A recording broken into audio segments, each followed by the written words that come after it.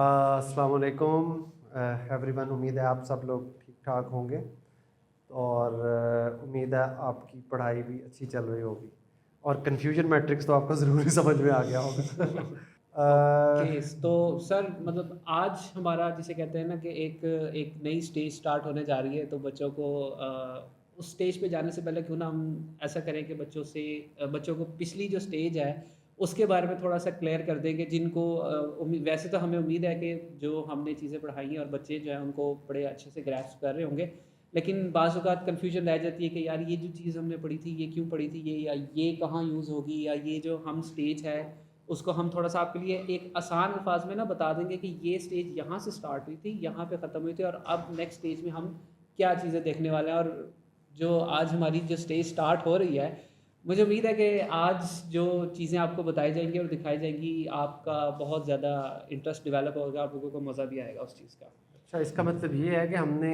एक milestone cross कर लिया। जी, क्रॉस कर लिया हम लोगों ने एक that is milestone. An achievement. जो हमने अभी स्टेज पढ़ी है ना, इसको हम कहते हैं कन्वेंशनल मशीन लर्निंग। मशीन। ठीक है।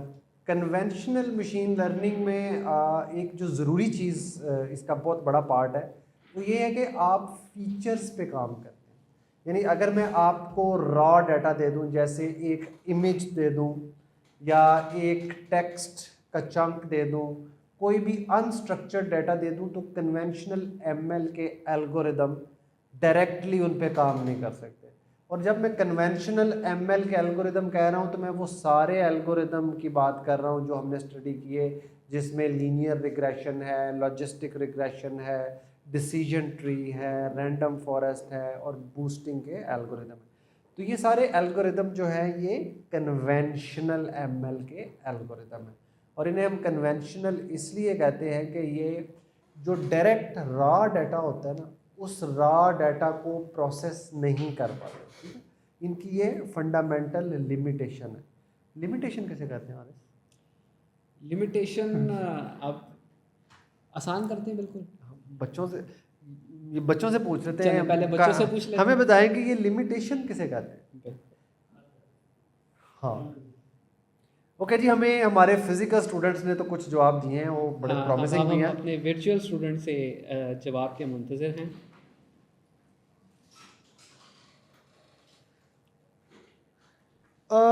लिमिटेशन बग नहीं है बुरी चीज, लेकिन बग ज्यादा बुरी चीज होती है। So limitation is not actually a bug. तो okay, Ali Akbar boundary constraints. Very good. Boundary constraint limitation है कि जैसे मैं एक टांग पे खड़ा हो सकता हूँ, लेकिन मैं दो टांगों पे खड़ा नहीं हो सकता। सो इसका मतलब है कि एक टांग पे खड़ा होना मेरी चॉइस है, लेकिन दो टांगों पे मैं जो नहीं खड़ा हो सकता, दैट इज माय लिमिटेशन। सो इसी तरह जो मशीन लर्निंग के मॉडल्स हैं, उनकी लिमिटेशन ये है कि वो फीचर्स को तो प्रोसेस कर सकते हैं, वो रॉ अनस्ट्रक्चर्ड डाटा जो है उसे प्रोसेस करना उनके लिए बहुत बहुत मुश्किल मुश्किल है। होता है। तो अभी तक हमने जो साइकिट लर्न को यूज़ किया था, साइकिट लर्न एक बड़ी वेल नोन लाइब्रेरी है कन्वेंशनल एमएल के लिए। तो इसमें हमने आपने देखा कि हमने डाटा साइंस की जो ज़रूरी टेक्निक्स थी वो सारी हमने हारिस इसमें डिस्कस की। बिल्कुल। उसके बाद हमने इसमें एक्सप्लोरेटरी डाटा एनालिसिस किया कि आप स्ट्रक्चर डाटा पे उसको आप क्लीन कैसे कर सकते हैं, उसे आप ट्रांसफॉर्म कैसे कर सकते हैं, ताकि आपका मॉडल जो है उस पर अच्छी प्रोसेसिंग करके आपको रिजल्ट्स दे सके। और उसके बाद फिर हमने डिफरेंट मॉडल्स मॉडल्स पढ़े, इम्प्लीमेंट किए उनकी थे। जो इवैल्यूएशन मैट्रिक्स हैं उनको हमने डिस्कस पहले किया। हमने रिग्रेसर पढ़े रिग्रेसर्स पढ़े। और हमने देखा कि रिग्रेसर कोई एक स्कोर प्रेडिक्ट करते हैं। फिर हमने देखा कि रिग्रेसर को एवेलुएट कैसे करते हैं, उसके लिए हमने मीन स्क्वायर्ड एरर की बात की, root root mean mean square square error error की की बात बात की। की। तो ये जो मेजर हैं ये हर रिग्रेशन एल्गोरिदम जो है उसको एवेलुएट कर सकते हैं। लेकिन इसकी इनपुट आपने देखा था कि वही फीचर्स और एट्रीब्यूट्स थे, स्ट्रक्चर्ड डाटा था। तो जब मैं फीचर और एट्रीब्यूट की बात कर रहा हूँ तो हम स्ट्रक्चर्ड डाटा की बात कर रहे हैं। उसके बाद फिर हमने रिग्रेसर के बाद हारिस क्या डिस्कस क्लासिफायर्स किया? के ऊपर अच्छी खासी हमारी बड़ी डिटेल्ड डिस्कशंस हुई। हमने डिफरेंट क्लासिफायर्स देखे, उनके कंपैरिजंस देखे कि किस किस तरीके से कौन सा क्लासिफायर जो है वो अच्छा परफॉर्म कर रहा है, कौन सा अच्छा नहीं परफॉर्म कर रहा है। उसके साथ फिर हमने जो हमारा लास्ट लेक्चर था स्पेसिफिकली, तो उसमें हमने जो आपको इवैल्यूएशन मैट्रिक्स के अंदर आपको कन्फ्यूजन मैट्रिक्स बताया था, जो कि बेस है बाकी सारे जो इवैल्यूएशन मैट्रिक्स आपके उसमें से निकलते हैं, एक्यूरेसी, प्रिसीजन, रिकॉल और F1 मैयर, जो कि आप लोगों के ऊपर हम लोगों ने रिलाई करते हुए छोड़ा था कि आप लोग उसके ऊपर सर्च करेंगे। यहाँ पे जो सर ने एक बात की ना कि आप कन्वेंशनल मशीन लर्निंग के अंदर जो है वो जो मॉडल्स हैं वो कॉम्प्लेक्स जो डेटा है उसको प्रोसेस नहीं कर सकते, उसके ऊपर जो मॉडल है वो इस तरह से ट्रेन नहीं हो सकता, आपको उसको डाटा को बहुत ज़्यादा प्री प्रोसेस करना पड़ता है। इसी वजह से हम लोगों ने ये जो पिछली स्टेज अभी हमारी आज ख़त्म हुई है, उसके अंदर हम लोगों ने काफ़ी ज़्यादा टाइम लगाया है ईडीए के ऊपर, जिसके अंदर आप डाटा को विजुलाइज करते थे, डाटा के अंदर जो क्लीनिंग है, उसकी स्केलिंग है, ये सारे कॉन्सेप्ट्स आपको इसी वजह से दिए गए कि जो वो मॉडल्स हैं, कन्वेंशनल मशीन लर्निंग के मॉडल्स हैं, वो डाटा आपने उनको बिल्कुल रेडी करके देना है, तब वो जाके उसके ऊपर काम कर सकते हैं, प्रोसेसिंग कर सकते हैं और उनकी ट्रेनिंग होगी तब जाके, ठीक है। लेकिन अब आज हमारी जो स्टेज स्टार्ट हो रही है उसके अंदर थोड़ा सा आप लोगों को एक डिफरेंस नज़र आएगा और एक और इससे पहले कि हम अपनी पढ़ाई स्टार्ट करें, बहुत से मुझे पता है बच्चे जो है वो मिस कर रहे हैं कि सर इरफान किधर है। बल्कि अभी एक मैंने मैसेज पढ़ा कि आज स्टोरी कौन बनाएगा, तो स्टोरी भी आज हम ही बनाने की कोशिश इंशाल्लाह करेंगे। इंशाल्लाह इरफान एक्चुअली उन्होंने एक मैसेज भी आपके लिए एक रिकॉर्ड करके भेजा है। वो इस वक्त ना उनकी एक मीटिंग आ गई है, वरना वो हमें ना थोड़ा हो सकता है कि मीटिंग क्लोज़ हो तो वो हमें जॉइन कर लें, वो थोड़ा लेट हो जाएंगे और पॉसिबिलिटी है कि अगर वो ऑक्यूपाइड रहे तो वो फिर हमें नेक्स्ट टाइम जॉइन करें। तो इसके लिए हम स्टोरी की आप फिक्र ना करें। आपको पता है कि लाइव लेक्चर में एक तो मैं कोशिश करूंगा कि आपके लिए एक स्टोरी जो है वो हम प्रिपेयर करने की कोशिश करें, बिल्कुल आसान लैंग्वेज में जो आप अंडरस्टैंड कर लें।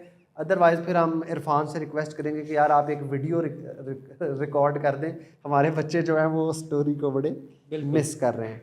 Okay okay good. So okay, तो अभी कन्वेंशनल एमएल ख़त्म हो गई, अब जो नई टेक्नोलॉजी जिसे हम पढ़ रहे हैं वो मशीन लर्निंग की एक ब्रांच है जिसे हम कहते हैं डीप डीप लर्निंग। लर्निंग। अब अच्छा, डीप लर्निंग नाम कितना खौफनाक लगता है ना, डीप लर्निंग। सो अच्छा, इसमें हम देखेंगे कि यार ये लफ्ज़ डीप का क्या मतलब है। इसका ये मतलब नहीं है कि बहुत ही डीप किस्म की एआई हम पढ़ने जा रहे हैं। मैं आपको ना आसान ज़ुबान में बताता हूँ। हमने अभी तक जो काम कन्वेंशनल एल्गोरिदम से किए हैं, रिग्रेसर और क्लासिफिकेशन जो किया, वही काम अब हम न्यूरल नेटवर्क से करें, ठीक है। तो एमएल की वो ब्रांच, मशीन लर्निंग की वो ब्रांच जिसमें हम अपने डिफरेंट टास्क परफॉर्म करने के लिए न्यूरल नेटवर्क्स यूज़ करते हैं, उस ब्रांच को हम डीप लर्निंग कहते हैं, ठीक है। सर न्यूरल नेटवर्क क्या होता है? वाह, that's a very good question. Neuron क्या होता है? फिर मैं और पीछे चला जाता हूँ। और ये न्यूरॉन क्या होता है और इसका हमारे दिमाग से, ब्रेन से क्या ताल्लुक है? बिल्कुल ठीक है ना।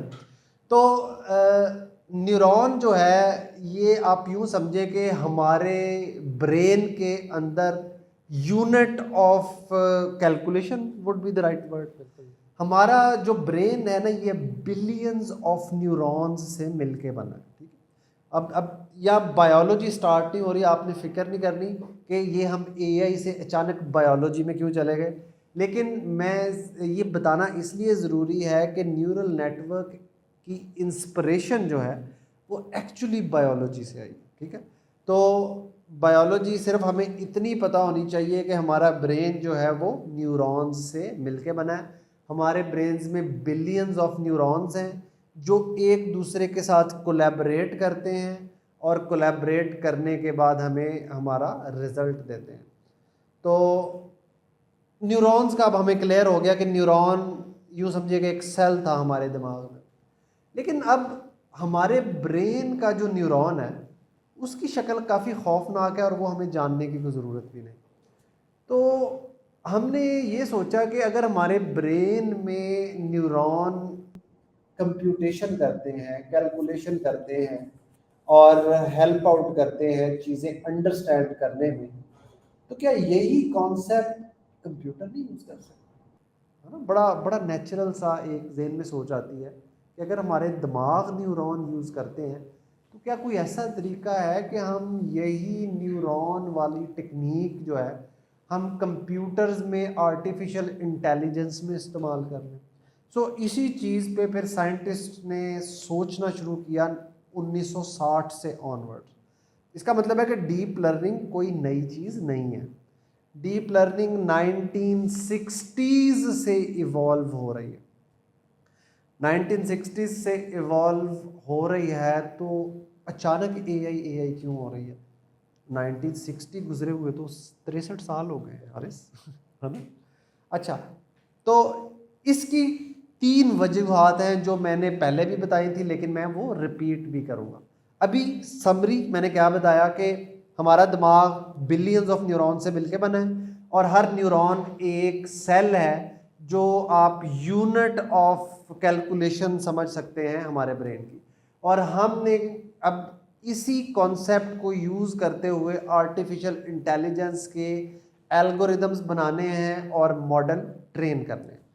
बिल्कुल, इसमें थोड़ा सा मैं आपको एक चीज़ ऐड करता जाऊँ कि आपने कभी गौर किया है कि जो आपका माइंड है, ठीक है, आपका ब्रेन है, ठीक है, अभी न्यूरल नेटवर्क की बात हो रही थी, न्यूरॉन्स की बात हो रही थी, तो हमारे माइंड में न्यूरॉन्स होते हैं। अब आपका माइंड है, उसने कुछ हर वक्त को ना कुछ फैसला करना होता है, ठीक है, और उस फैसले करने के लिए उसको कुछ चीज़ों की ज़रूरत पड़ती है जिससे वो इनपुट लेता है, ठीक है। मिसाल के तौर पर अगर कोई चीज़ उसने ये फैसला करना है कि ये कार है या ये बस है, तो वो कैसे करेगा? आप पहले देखेंगे, अपनी आइज़ को यूज़ करते हुए एक इमेज आपके माइंड में जाएगी कि ये कार है या बस है। आपका दिमाग फ़ौरन बता देगा कि ये कार है, ये बस नहीं, ठीक है। इसी तरीके से आप अगर किसी की आवाज़ को सिर्फ सुनते हैं, आपने उस बंदे को नहीं देखा।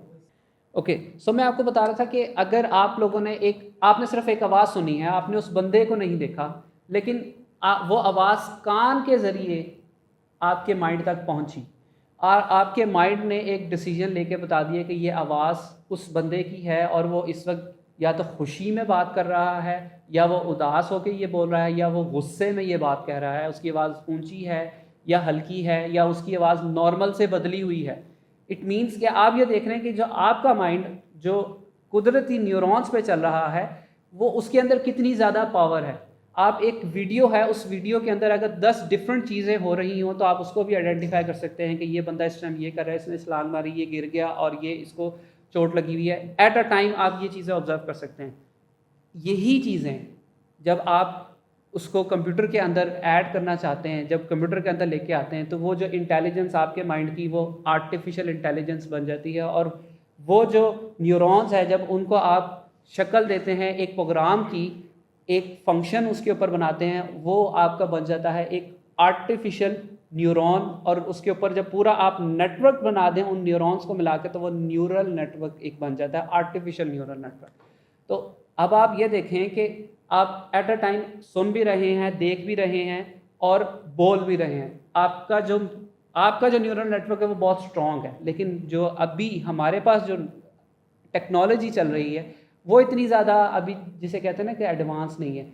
वो आप जब मॉडल बनाएंगे, एक न्यूरल नेटवर्क बनाएंगे, वो एक वक्त में क्या कर सकता है, या वो आवाज़ सुन सकता है और उसके ऊपर ही जवाब दे सकता है, या वो एक इमेज देख सकता है और उसके ऊपर ही जवाब दे सकता है कि ये चीज़ किसकी है, किसकी नहीं है। तो क्या हो रहा है, हम एडवांसमेंट करते जा रहे हैं, लेकिन अब आप लोगों ने भी उस एडवांसमेंट को साथ साथ पढ़ना है और आगे आना है। बिल्कुल सही। अच्छा, ये जो एग्ज़ाम्पल दी हारिस ने न्यूरॉन्स की, इसमें कुछ स्टेजेस आप नोट करें। मैंने एक चीज़ देखी, मेरी आइज़ ने देखी, तो इसका मतलब है मेरी आइज़ इनपुट ले रही, ठीक है। तो इसका मतलब है कि न्यूरल नेटवर्क भी इनपुट लेगा। आप हमारा जो ब्रेन है ना, आप इसे एक न्यूरल नेटवर्क समझें। मैंने यही कहा था ना कि इसमें बिलियंस ऑफ न्यूरॉन्स हैं जो मिल के फैसला करते हैं। तो हमारा ब्रेन एक न्यूरल नेटवर्क है, लेकिन कंप्यूटर में जो हम बनाते हैं वो आर्टिफिशियल न्यूरल नेटवर्क है। लेकिन ये आर्टिफिशियल न्यूरल नेटवर्क में हम आर्टिफिशियल का लफ्ज़ बार बार नहीं बोलते, हम डायरेक्टली इसे न्यूरल नेटवर्क कहना शुरू करते हैं। बिल्कुल, वाह, हमें सर ने ज्वाइन कर लिया है। वाह, ज़बरदस्त। बड़ा मिस कर रहे थे कि आप स्टोरी कौन सुनाएगा। डॉक्टर साहब मैं जहाँ से भी हूँ ज्वाइन कर रहा हूँ, बट आपको तो पता ही है ना मैं किन किन चीज़ों को हैंडल कर रहा हूँ। बिल्कुल ऐसे but I he. Am here, तो मैंने मैं आ गया। मैंने तसल्ली दी है कि हम स्टोरी सुना देंगे, नहीं तो कल इरफान से रिक्वेस्ट करेंगे कि आप भी एक स्टोरी बच्चों के लिए रिकॉर्ड करें। बनाते हैं आज टॉपिक बहुत इंपॉर्टेंट है। कीप गोइंग डॉक्टर साहब, nice shirt. Thank you so much, बहुत शुक्रिया। तो जो हमारा एजेंडा है वो ऑलरेडी हम आप लोगों से शेयर कर चुके हैं कि हमारी आज एक नई जो स्टेज है, एक नया फ़ेज़ है वो स्टार्ट हो रहा है, और हमने पिछली फ़ेज़ आपके लिए क्लियर कर दी है। तो हमारी आज जो डिस्कशन है वो टोटली न्यूरल नेटवर्क्स और डीप लर्निंग के ऊपर है। उसकी भी हमने थोड़ी सी एक बेस बना दी है, उन चीज़ों पे हम दोबारा आते हैं, उन चीज़ों को देखते हैं। तो आज हस्बे मामूल क्विज़ भी है, तो रेडी रहिएगा। ओके सर, फिर हम बिल्कुल। स्टार्ट So, करते हैं। इनपुट आपकी आइज ने लेट्स इनपुट गेट ली। Going, let's get going. बिल्कुल, आपकी आइज ने जो इनपुट ली वो आपके न्यूरल नेटवर्क ने प्रोसेस की, और आपके जेन में एक आउटपुट आई कि ये इमेज, आपको पता है मेरा पसंदीदा कैट नॉन कैट का प्रॉब्लम होता है, so I will just stick to it. क्या आपके सामने तस्वीर थी कैट की, आपके आइज ने इनपुट ली, आपके ब्रेन यानी न्यूरल नेटवर्क ने उसे प्रोसेस किया और आउटपुट में आंसर दिया कैट। ठीक है। सिमिलरली इनपुट ली, प्रोसेस किया, आउटपुट आई नॉन कैट। ठीक है। तो न्यूरल नेटवर्क जो कंप्यूटर में हैं वो भी इसी तरह चलते हैं। आप उन्हें इनपुट देते हैं, बहुत सारे न्यूरॉन्स जो हैं वो मिल के डिसीजन करते हैं, और आखिर में वो न्यूरॉन्स जो हैं वो कोई एक आउटपुट जनरेट कर देते हैं, और वो आउटपुट जो है वो आपका लेबल होता है। ठीक है। बिल्कुल। सो आर्टिफिशियल न्यूरल नेटवर्क और ब्रेन में बहुत सारी चीज़ें सिमिलर हैं। ठीक है। थोड़ा सा यहाँ पे इन बच्चों को सर कनेक्ट करते जाते हैं। जो हम बात कर रहे थे कि जो सिंपल कन्वेंशनल मशीन लर्निंग है वो एक सर्टेन लेवल पे जाके अच्छा परफॉर्म नहीं करती। सो जो चीज़ मैं आपको बता रहा था वो ये था कि हमारी जो पिछली स्टेज थी उसके अंदर जो हमने काम किया था वो ये था कि हमारे जो कन्वेंशनल मशीन लर्निंग के मॉडल्स थे वो एक सर्टेन लिमिट पे जाके फेल होते थे। ठीक है।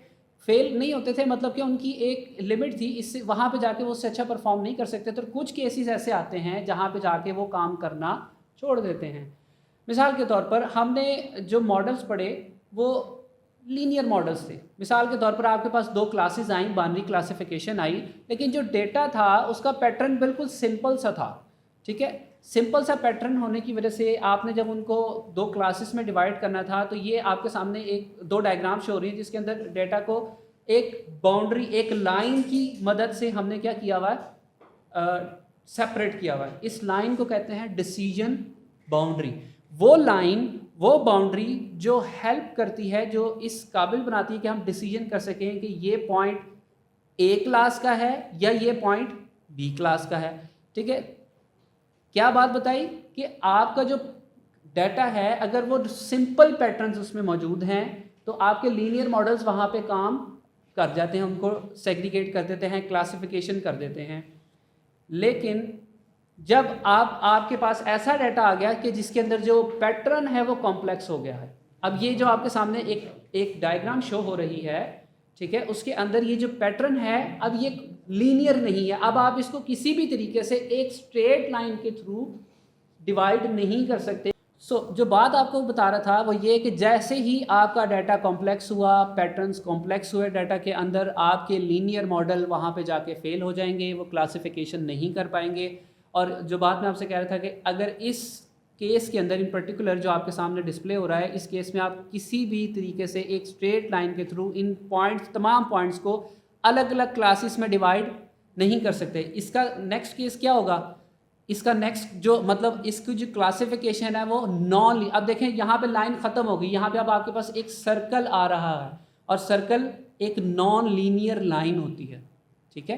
तो जिसकी बेसिस पे ये सारी जो क्लासिफिकेशन है वो हो रही है। इट मीन्स कि अब आपको ऐसे मॉडल्स की तरफ शिफ्ट करना पड़ेगा जो कॉम्प्लेक्स स्ट्रक्चर्स को, कॉम्प्लेक्स पैटर्न्स को, कॉम्प्लेक्स डाटा को जो है वो अंडरस्टैंड कर सकें, उसके अंदर से पैटर्न रिकग्नाइज कर सकें। एक और बात, जब हम पहले पिछली स्टेज में डाटा प्रिपेयर कर रहे थे उसके अंदर हम विजुलाइजेशन कर रहे थे।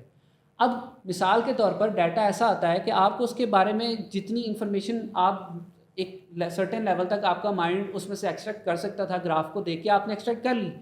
बट कॉम्प्लेक्स डाटा के अंदर से व्हाट इफ़ के आप भी वो पैटर्न को रिकॉग्नाइज ही नहीं कर पा रहे, तो क्या होगा?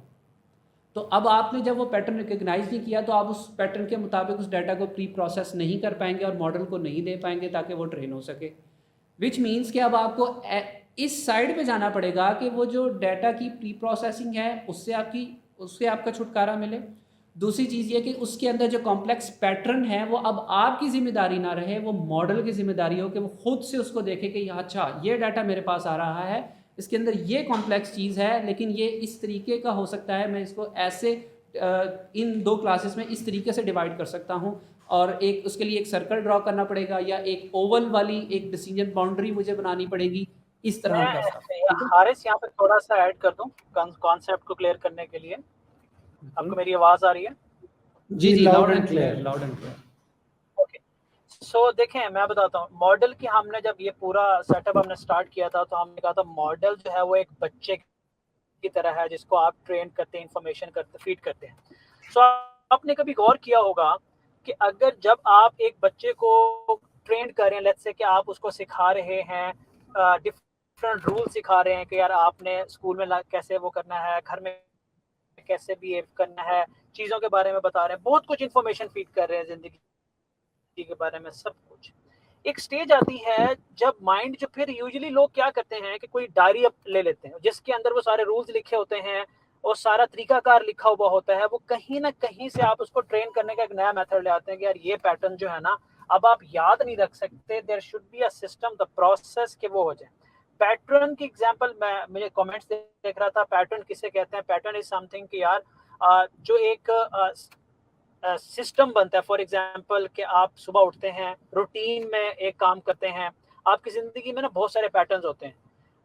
एक बंदा होगा वो सुबह उठेगा, एक सर्टेन टाइम पे नाश्ता करेगा, ऑफिस जाएगा, वापस आएगा, रूटीन में सो जाएगा, ये उसका एक पैटर्न है। दूसरे बंदे का पैटर्न में भी मुख्तलिफ होगा।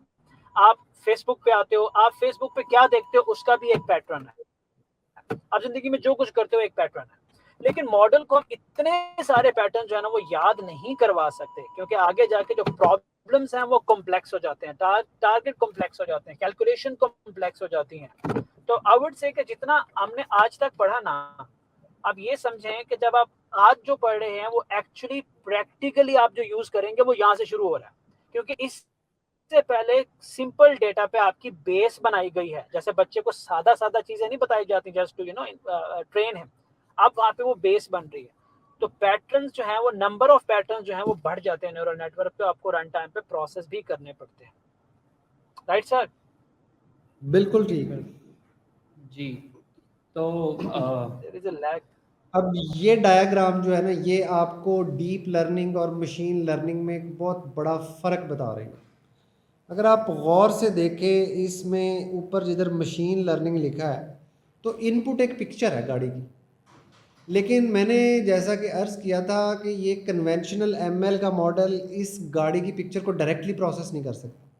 तो एक ह्यूमन बीइंग आया, उसने इस गाड़ी की पिक्चर को देख के कहा इसका कलर ये है, इसका मैक ये है, इसकी प्राइस ये है, उसके पूरे फीचर्स बनाए। ठीक है, वो फीचर्स बनाए, इसी तरह 100 गाड़ियों का या लाख गाड़ियों का डेटा सेट बनाया तो आपको वो स्ट्रक्चर्ड डेटा मिल गया। लेकिन इस केस में ह्यूमन ज़रूरी था ताकि वो गाड़ी के डिस्क्रिप्शन को ऐसी फॉर्म में लेके आए कि कन्वेंशनल एमएल अंडरस्टैंड कर सके। अब ये तो बड़ा मुश्किल काम है कि अगर मेरे पास लाखों गाड़ियाँ हैं तो पहले मैं उनका स्ट्रक्चर्ड डाटा बनाऊँ फिर मशीन लर्निंग यूज़ करूँ। तो हम चाहते हैं कि ये जो फीचर बनाने वाला काम है ना ये भी एआई खुद ही कर ले, हमें ना करना पड़े। तो एआई अगर खुद ही कर ले तो बड़ा ज़बरदस्त होगा। अब आप नीचे की तस्वीर देखिए, नीचे की तस्वीर में आप देख रहे हैं कि इनपुट में पिक्चर है लेकिन जो चीज़ मिसिंग है अब बंदा कोई नहीं है इसमें। ये पिक्चर या अनस्ट्रक्चर्ड डाटा डायरेक्टली एक नेटवर्क को जा रहा है कि ये नोड्स टाइप का एक नेटवर्क लग रहा है ना, तो ये एक्चुअली न्यूरल नेटवर्क है। ये न्यूरॉन्स जो सारे आपस में जुड़े हुए हैं वो डायरेक्टली ये तस्वीर एक्सेप्ट कर रहे हैं, इसको प्रोसेस कर रहे हैं और इसकी बेस पे एक आउटपुट दे रहे हैं। तो ये जो सबसे बड़ा फ़र्क है कन्वेंशनल एमएल में और डीप लर्निंग में, वो ये है कि कन्वेंशनल एमएल में आपको फीचर खुद बनाने पड़ते हैं, यानी ह्यूमन को बनाने पड़ते हैं और फिर मॉडल को देते हैं। जबकि डीप लर्निंग में आपको फीचर बनाने की ज़रूरत नहीं पड़ती। हैविंग सेड दैट, इसका ये मतलब नहीं है कि डीप लर्निंग आपको पिटाई करेगी अगर आप उसको फीचर दें, इट डजंट माइंड। आप अगर इसको फीचर देंगे तो भी न्यूरल नेटवर्क अच्छा काम करेंगे और आपको आउटपुट देंगे। लेकिन अगर आप फीचर नहीं बनाना चाहते या आपको ये नहीं पता कि गिवन प्रॉब्लम के लिए अच्छे फीचर यानी कॉलम्स कौन कौन से हैं, तो आप ना बनाएं, डॉक्टर साहब आप मैं एक चीज डायरेक्टली ऐड कर दूं मॉडल को दे दें। फीचर जी जी एक्सट्रैक्शन के लिए। फीचर एक्सट्रैक्शन में कमेंट से कर देखिए, मैं आपको एक एग्जांपल देता हूं, आप जरा उसको पहले गौर से समझ लें। आप इमेजिन करें कि आप एक घर खरीदना चाहते हैं, एक घर खरीदना चाहते हैं, और मकान खरीदते हुए बहुत सारी क्वालिटीज होती हैं, जमीन का साइज होता है, लोकेशन होती है, प्राइस होती है, ये सारे उसके फीचर्स होते हैं। अब आपको एक प्रॉपर्टी डीलर या कोई एक सिंगल प्रॉपर्टी डीलर ऐसा मिलता है, आप उसे कहते हैं यार मुझे घर खरीद दो, तो आपसे पहला सवाल करता है कैसा घर चाहिए। अब आपके जिम्मे है उसको ये समझाना कि मुझे ऐसा ऐसा ऐसा ऐसा ऐसा ऐसा ऐसा घर चाहिए। वो सारी फीचर एक्सट्रैक्शन आप कर रहे हैं, क्या इस तरह की लोकेशन होगी, ये होगा वह होगा, वो सारा करने के बाद फिर आपने प्रॉपर्टी डीलर से कहा और प्रॉपर्टी डीलर ने आपने जो इन्फॉर्मेशन दी उसकी बेस पे आपको कहा कि अच्छा ये वाले घर ये हैं, ये वाले ये हैं, ये वाले, उसने क्लासिफिकेशन कर दी। अब आप इमेजिन करें कि आप एक ऐसी एजेंसी को हायर करते हैं, आप उनको सिर्फ इतना कहते हैं मुझे घर चाहिए, वो एजेंसी आपको बताती है कि देखो आपकी सैलरी इतनी है, आपकी प्रेफरेंसेस ये हैं, वो सारा अच्छा डिसीजन करके आपको एक ऐसा घर बताते हैं जो बिल्कुल आपके मेयार के मुताबिक होगा, तो आप कितना मजेदार एंजॉय करेंगे। आप कहेंगे वाह, मैंने तो सिर्फ आपको घर खरीदने को कहा था और तो कुछ नहीं बताया था, और आपने हमें इतना अच्छा घर दे दिया, मुझे बिल्कुल इसी साइज का घर चाहिए था, मेरा बजट भी यही था। और आज के जमाने में ऐसा हो रहा है। और कैसे हो रहा है? ऐसे हो रहा है कि एआई जो है वो आपके बारे में इतनी इंफॉर्मेशन रखना शुरू हो गया है कि अगर आप जाके मार्केट से खरीदते हो दूध का पैकेट, तो ये भी कैलकुलेट कहीं ना कहीं हो रहा है कि इसकी बाइंग पावर क्या है, और वो कहीं ना कहीं इन एजेंसीज को इंफॉर्मेशन जा रही है और वही इंफॉर्मेशन आपके लिए यूज हो रही है। मे बी आपको जो एड्स आते हैं वो आपकी प्रेफरेंसेस के बेस पे आते हैं कि आपको उस एड आपको कौन से फीचर्स चाहिए, ठीक है, और ये इसलिए पीछे सारा कुछ हो रहा है, ठीक है। वो इंफॉर्मेशन जो है वो जो एक एजेंसी है आपके लिए फीचर एक्सट्रैक्ट करके क्लासिफिकेशन करके घर ढूंढ के आपको आउटपुट में दे देंगे, ये लीजिए मकान नंबर ये है।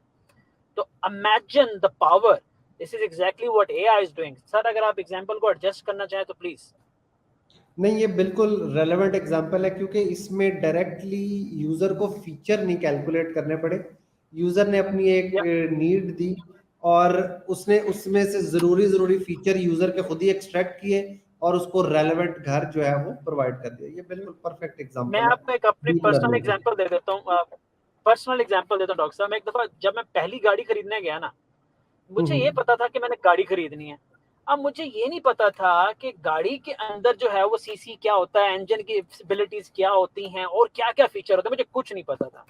मैं चला गया शोरूम पे, वो जो डीलर्स होते हैं उनके पास गया, तो उन्होंने मुझसे काउंटर क्वेश्चन किए, भाई कितने सीसी की गाड़ी चाहिए आपको, आपको वो इंजन में क्या चाहिए, सारा कुछ इस तरह के टेक्निकल क्वेश्चन के। मैंने कहा यार ये सारा कुछ क्या होता है, मुझे नहीं पता था। बिल्कुल सो मैं एक एक्सपर्ट के पास गया, दोस्त के पास गया, एक्सपर्ट के पास गया, मैं एक दूसरे डीलर के पास गया, ठीक है, दोस्त से होकर दूसरे डीलर के पास गया। उसने क्या किया, उसने मुझसे ये सवाल नहीं कि आपको किस तरह की गाड़ी चाहिए, उसने मुझसे गपशप की, बताया। मैंने कहा, मैंने उससे कहा कि मुझे गाड़ी चाहिए। कहता है आपको मेरी इन्फॉर्मेशन सारी लेने के बाद कहता है बेटा मैं आपको सजेस्ट करता हूँ। उसने जी मुझे सारी इन्फॉर्मेशन बना बनू के दे दी। तो चैलेंज समटाइम ये आता है कि आपको खुद पता ही नहीं होता कि यार फीचर आपको चाहिए क्या, और न्यूरल नेटवर्क आपको जाके वहां पे हेल्प कर देता है जहां आप खुद बेबस होते हैं। क्योंकि ये रियल लाइफ में होता है कि you don't know the specification but you know the end result, कि हमें गाड़ी चाहिए बस। So this is exactly where neural network going to help you with this. बिल्कुल सर, वेरी रेलेवेंट, बिल्कुल सर, बेहतरीन। ओके सो अब न्यूरल नेटवर्क्स में अब आपके जहन में ये आ रहा होगा कि यार ये हमारे ब्रेन के न्यूरॉन कंप्यूटर में कैसे घुसेंगे। ये बड़ा रेलेवेंट क्वेश्चन है और इसका आसान इलाज ये है कि हम ब्रेन के जो न्यूरॉन है वो कंप्यूटर में नहीं घुसा सकते। पॉसिबल नहीं है। तो हमने इसका आसान इलाज निकाला। जब मैं हम कहता हूँ इसका मतलब है कि सारी कंप्यूटर साइंस के जो भी रिसर्चर या जो भी इस पे काम करते हैं, उन्होंने कहा कि यार मैथ के जो सादा सादा फंक्शन है ना, यही हमारे न्यूरॉन है। फॉर एग्ज़ाम्पल, आपको 2 नंबर दिए जाएं और आपने बताना हो इनमें से बड़ा नंबर कौन सा है, इसको क्या कहेंगे? Max function. मसलन मैं आपको देता हूँ 0 और 10, बताएं इसमें से बड़ा नंबर कौन सा है?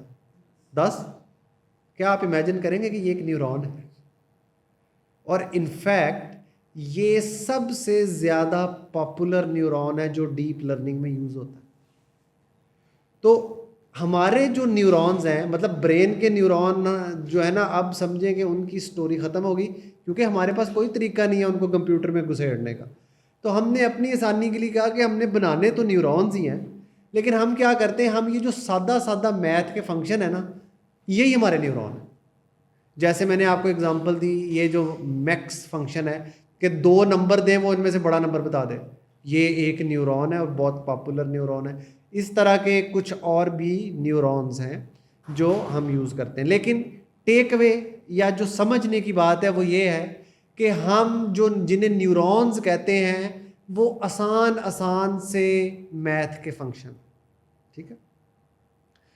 तो ये जो मैक्स वाला न्यूरॉन मैंने आपको बताया ना कि जो आपसे 2 या 2 से ज़्यादा नंबर्स लेता है और उसमें से बड़ा नंबर रिटर्न कर देता है, इसका नाम है रीलू, ठीक है, RELU। और ये जो रीलू है ये डीप लर्निंग का इनफैक्ट अरे सबसे पॉपुलर न्यूरॉन यही है ना, मोस्ट पॉपुलर। हाँ, मतलब जिस दर लोगों को कुछ नहीं समझ में आती वो ये लगा वो रीलू न्यूरॉन जो है वो उधर लगा देते हैं।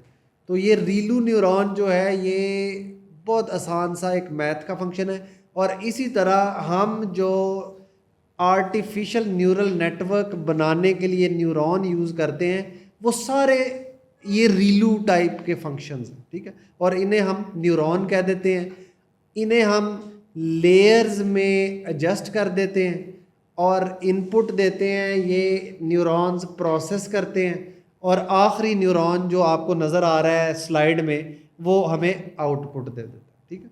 तो ये जो सारा आपको एक पिक्चर नज़र आ रही है, this is an example of a neural network. तो अब आपको लफ्ज़ से आइडिया होगा कि बहुत सारे न्यूरॉन्स हैं, आपस में जुड़े हुए हैं, मिल के काम करते हैं, एक नेटवर्क बना रहे हैं। तो इसलिए नॉट सरप्राइजिंगली हम इस आर्किटेक्चर को कहते हैं ये एक न्यूरल नेटवर्क, ठीक है। तो आप जो मेरे सामने फिज़िकल बच्चे बैठे हैं उनका कोई क्वेश्चन है वो दें, और जो हमारे वर्चुअल ऑडियंस है उनका भी अगर कोई क्वेश्चन है तो वो भी हमें बता दें। तो ये मेरा ख्याल है कि अभी तक की चीज़ हमें क्लियर हो गई कि हम न्यूरॉन जो है वो मैथ के फंक्शंस को कह रहे हैं, आसान आसान से मैथ के फंक्शंस को। जी, गुड। ओके। तो जहाँ पे न्यूरल नेटवर्क की बात हो रही है तो जिस तरीके से हर स्टेज के अंदर, हर फेज़ के अंदर हम लोग जब किसी चीज़ को पढ़ते हैं तो ज़ाहिर है हमने अब उस चीज़ को कोड के थ्रू बनाना भी है, इम्प्लीमेंट भी करना है ताकि हम उसको बना सकें और अपने मॉडल बनाएं, ट्रेन करें। तो हर चीज़ को बनाने के लिए आपको पता है कि पाइथन के साथ हमें बहुत सारे टूल्स मिलते हैं, बहुत सारी लाइब्रेरीज़ मिलती हैं। तो अब न्यूरल नेटवर्क और डीप लर्निंग की जो हम बात कर रहे हैं, इस साइड पे हमने जब आना है और ये मॉडल्स बनाने हैं तो हमें एक फ्रेमवर्क जिसका नाम है टेंसर फ्लो। क्या नाम है? Tensor flow. ये हमें गूगल की तरफ से जो है वो मिलता है कि जनाब कि ये फ्रेमवर्क लें। अब फ्रेमवर्क में एक लफ्ज़ बोल रहा हूँ कि ये क्या है। मिसाल के तौर पर आप देखते हैं कि एक मैकेनिक है जो कि एक प्लम्बर है, ठीक है। एक प्लम्बर है, उसके पास उसका पूरा एक टूल बॉक्स होता है कि जो काम उसने करना है उससे relevant each and every tool उसके बॉक्स में मौजूद होता है। जैसे ही उसको एक स्पेसिफिक टूल की ज़रूरत पड़ती है वो उसमें से निकालता है, यूज़ करता है और उसको वापस रख देता है। इसी तरीके से एक कारपेंटर होता है, उसका अपना एक स्पेसिफिक टूल बॉक्स होता है जो उसके काम से रेलिवेंट टूल से मौजूद होता है। इसी तरीके से आपने जब साइकिट लर्न पढ़ी थी तो उसके अंदर भी फंक्शंस बने हुए थे, क्लासिफिकेशन करनी है, ये लो logistic regression, decision classifier, decision tree classifier, random forest, gradient boosting. क्या था? उन्होंने फंक्शंस बना के रखे हुए हैं रेडी टू यूज़, तो वो भी एक फ्रेमवर्क था। ये भी टेंसरफ्लो भी एक फ्रेमवर्क है जिसको आप लाइब्रेरी भी कह लें, यूजुअली फ्रेमवर्क बोला जाता है आगे चल के। तो अब आपकी डिक्शनरी में ये वर्ड ऐड होना चाहिए कि फ्रेमवर्क क्या है, एक रेडी टू यूज़ लाइब्रेरी आपके पास जिसके अंदर फंक्शंस बने हुए होंगे। अब आपने जो चीज़ बनानी है वो आपने फैसला करना और किस तरीके से बनानी है, कौन कौन से टूल यूज़ करने हैं वो उसमें फिट करते जाने। तो अब इस फेज़ के अंदर हम टेंसरफ्लो की लाइब्रेरी को यूज़ करना स्टार्ट करेंगे और उसका जो एक प्रॉपर इंट्रोडक्शन होगा, उसकी जो बिल्कुल इंस्टॉलेशन है और जो बेसिक कोड्स हैं वो हम नेक्स्ट लेक्चर जो हमारा नेक्स्ट वीक में होगा उसमें हम करेंगे। जी जी Haris, can you hear me? एक स्लाइड पीछे जाना, कुछ सवालों का जवाब देता जाऊं मैं यहाँ पे। बच्चे एक स्लाइड पीछे आप मूव करोगे। अच्छा, ये जो हिडन लेयर की आप बात कर रहे हैं ना, डॉक्टर साहब ने भी समझा भी दिया, मैं थोड़ी देर डिस्कनेक्ट होता भी सवाल देख रहा हूँ। ये देखो, हमने न्यूरल नेटवर्क को पहले भी पढ़ा था। मैं आपको बताता हूँ कि न्यूरल नेटवर्क का हर न्यूरॉन आपके लिए कुछ ना कुछ कर रहा होता है, कुछ ऐसा कर रहा होता है, कोई उस एक बड़े प्रॉब्लम का एक छोटे से पार्ट को इस तरह से सॉल्व कर रहा होता है कि इवेंचुअली आपका बड़ा मसला हल होता है। फॉर एग्जाम्पल, आपके पास आपके पास कोई कंप्यूटर है, कोई भी चीज है खराब हो जाती है। अगर आपके पास गाड़ी है ना और आप जाएं कभी किसी ऑथेंटिकेटेड डीलरशिप पे, लाइक टोयोटा के पास जाएं, होंडा के पास जाएं, इनकी कुछ पॉलिसीज होती हैं कि आप उन्हें जाके कहेंगे कि ये लो गाड़ी है, इसमें ये मसले हैं। अब वो आपको अंदर वर्कशॉप के अंदर नहीं जाने देंगे और ये नहीं बताएंगे कि गाड़ी किन किन प्रोसेस से गुजरेगी। कहीं से उसका टायर ठीक होगा, कहीं से उसका स्टीयरिंग चेक होगा, कहीं से उसको एक बंदा उसको कंप्यूटर लगा के चेक करेगा। वो गाड़ी के डिफरेंट पर जो पार्ट्स हैं उसको डिफरेंटली इंस्पेक्ट किया जाएगा, टेस्ट किया जाएगा, हर बंदा अपनी इनपुट देगा और फिर गाड़ी का मसला हल होगा और फिर गाड़ी ठीक होके बाहर आएगी। आप बैठे होंगे वेटिंग रूम के अंदर, आपने गाड़ी दी और वेटिंग रूम में बैठ गए। वर्कशॉप के अंदर जितने भी छोटे छोटे काम हो रहे हैं, छोटी छोटी इनपुट्स और आपस में वो कोऑर्डिनेशन करें, समझे वो हिडन लेयर है और आपको मिल गई। हो सकता है देयर आर 2 हिडन लेयर। गाड़ी आपको कहेगी, वो वर्कशॉप वाला क्या जी हेड ऑफिस जाएगी। आप जब हेड ऑफिस की बात करेंगे तो समझे देयर इज अनदर लेयर और उसके अंदर कुछ और ऑपरेशन और एडवांस लेवल के इक्वेशन चाहिए, एडवांस लेवल के टूल्स चाहिए होंगे। तो हर हिडन लेयर को एक्सपोज इसलिए भी नहीं किया जाता क्योंकि this all become sometime exposing. So जो आप देख रहे हो, जो इनपुट दे रहे हो और बाकी बीच में सारा कुछ जो आपके लिए हो रहा है, that is a hidden layer. जो आप हिडन लेयर का सवाल यहाँ कर रहे थे। आवाज आ रही है ना डॉक्टर साहब? बिल्कुल loud and clear. Thank you guys, keep going. मैं इधर से सवाल देख रहा हूँ तो मुझे काफी सारे लोग नहीं, that is very helpful actually. तो टेंसरफ्लो की बात हो रही थी। तो टेंसरफ्लो अब आप हमारा नेक्स्ट वीक लेक्चर होगा, उसके अंदर हम लोग इसका प्रॉपर एक इंट्रोडक्शन लेंगे कि टेंसरफ्लो के अंदर क्या क्या चीज़ें हमारे पास हैं, किस तरह से हम इसको यूज़ कर सकते हैं, क्लैप नोटबुक में किस तरह से यूज़ करना है और इसके ऊपर फिर हम इसको यूज़ करते हुए मॉडल्स बनाएंगे डिफरेंट, और उसके ऊपर हम फिर ये देखेंगे जो हमने थ्योरेटिकल कॉन्सेप्ट्स लिए हैं उनको प्रैक्टिकल नॉलेज के अंदर कन्वर्ट करके हैंड्स ऑन हमारा जो एक्सपीरियंस है वो भी आ जाएगा। तो न्यूरल नेटवर्क हमने जो पढ़ा है, क्यों ना अब हम इसको एक्शन में भी देखें। तो एक्शन में देखने के लिए आपके साथ में एक स्क्रीन शेयर करता हूं और स्क्रीन शेयर करने के बाद हम आपको बताते हैं कि ये क्या चीज़, ये क्या है। तो उसमें आप न्यूरल नेटवर्क्स को एक्शन में जाना। तो सब मैं हूं ना ऑपरेटर आपका। जी जी, much obliged sir, thanks. Okay. तो सबसे पहले अब इसके अंदर बहुत सारी आपको चीज़ें नज़र आ रही हैं, थोड़ा सा इसका इंटरफेस डिस्कस करते हैं, फिर बारी बारी जो है ना वो चीज़ों के ऊपर लेके आते हैं। यहाँ पर आपको बहुत सारे नाम नज़र आ रहे हैं, मिसाल के तौर पर मैं पढ़ भी देता हूँ। ईपॉक में इसको ज़्यादा क्लोज नहीं कर सकता क्योंकि वो जो चीज़ें हैं वो आपस में मिक्स हो जाएंगी, फिर आपको ज़रा कॉन्सेप्ट वो समझाना हमारे लिए मुश्किल हो जाएगा। तो मैं खुद इसको रीड कर रहा हूँ कि हमारे पास एक वर्ड लिखा हुआ है epoch, learning rate, activation, regularisation rate, ठीक है। एपॉक का मतलब ये है कि हम कितनी डुबकियां लगाते हैं। बिल्कुल ऐसे ही है।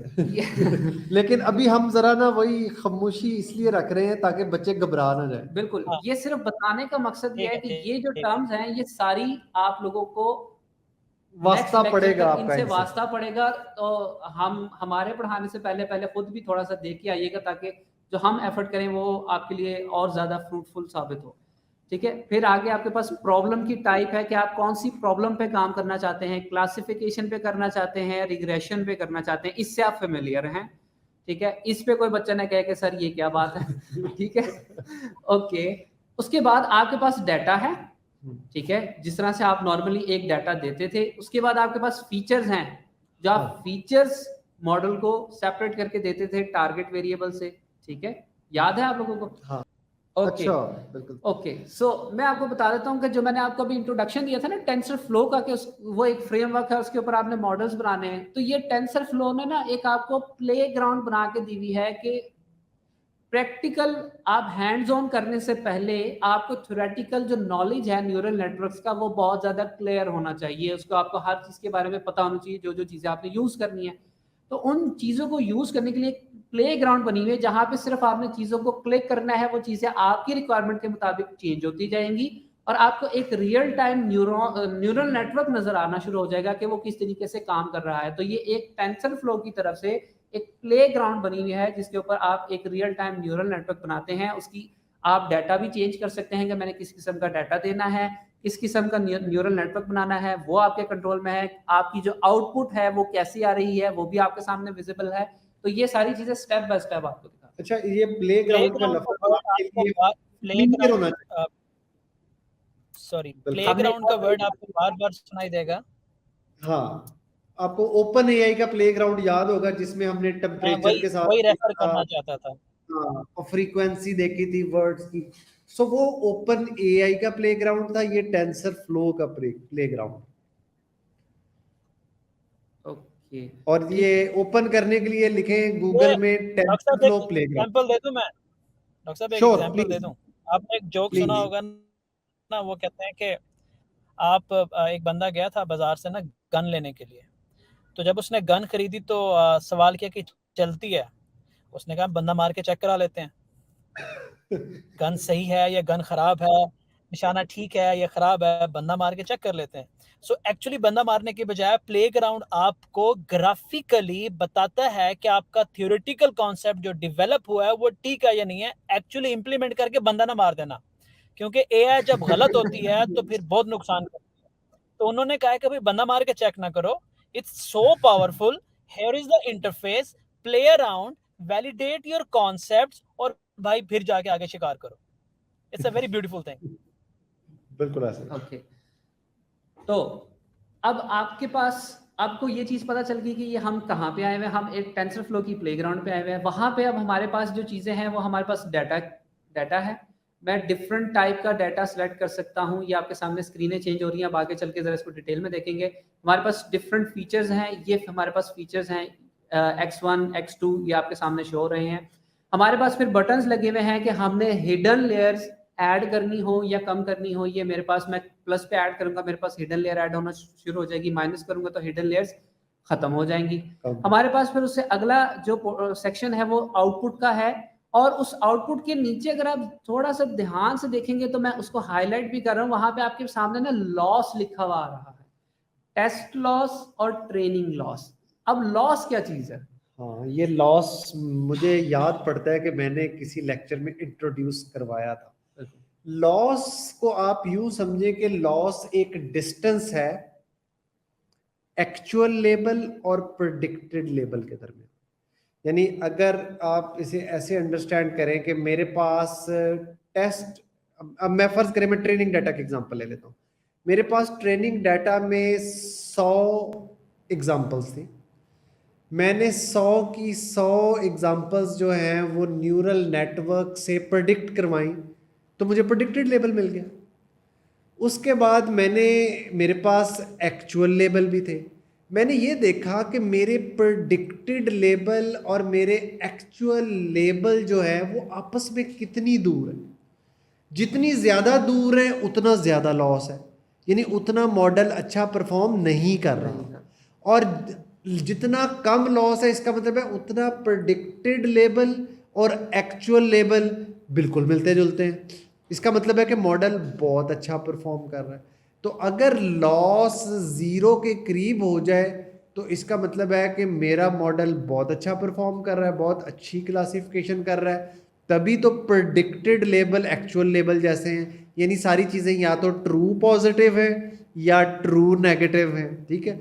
लेकिन अगर लॉस ज़्यादा हो तो इसका मतलब है कि मॉडल को बहुत अच्छा परफॉर्म नहीं कर रहा, फॉल्स पॉजिटिव भी ज़्यादा है और फॉल्स नेगेटिव भी ज़्यादा है, ठीक है।